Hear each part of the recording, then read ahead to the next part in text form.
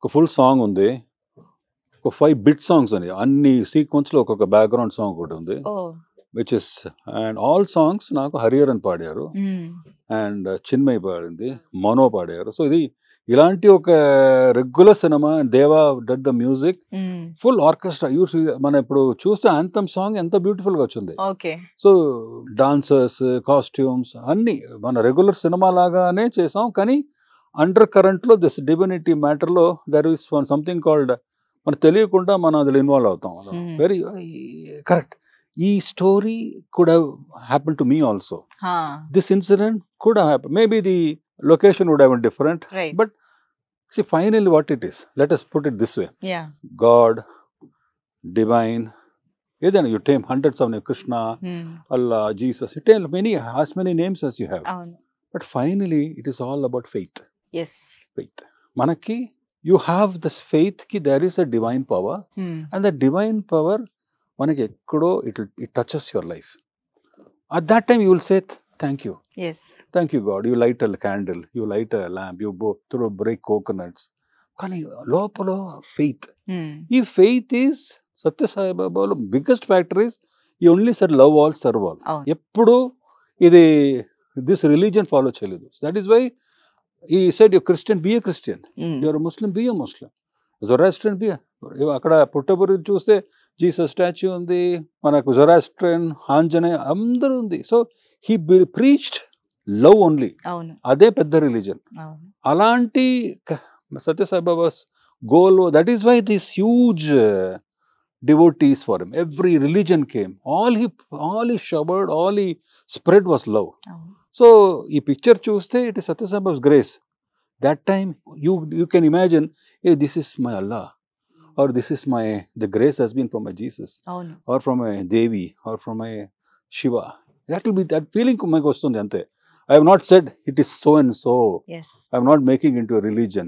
Nenu oka faith, divinity alanti oka presentation ki vella. Absolutely, sir. Satya Sai Baba gariki obvious గా religion తో సంబంధం లేకుండా, భాషతో సంబంధం లేకుండా, ఇటు తెలుగనే కాదు మొత్తం భారతదేశము అండ్ ఖండఖండాలు దాటి కూడా ఆయన కోసం, ఆయన ప్రేమ కోసం వచ్చిన వాళ్ళు ఎంతో మంది ఉన్నారు.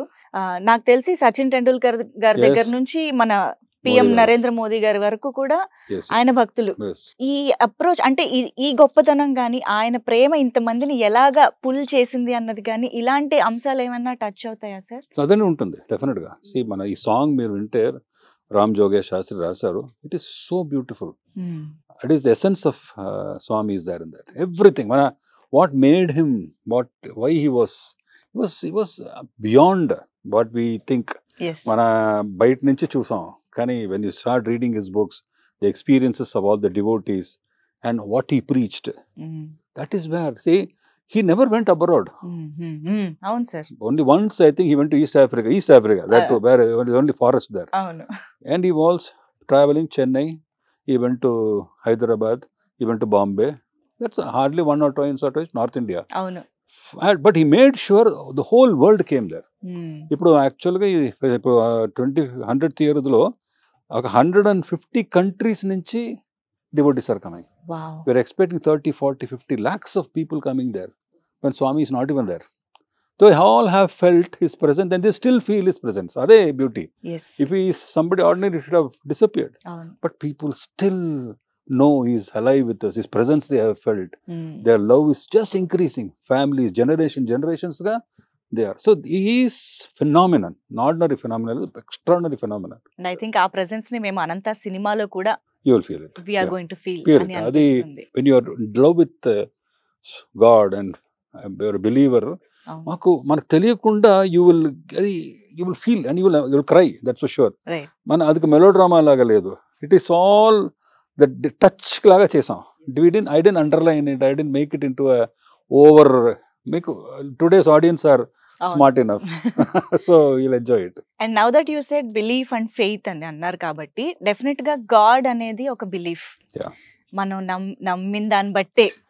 కాబట్టి గాడ్ ని నమ్మే వాళ్ళు ఉంటారు, నమ్మని వాళ్ళు ఉంటారు.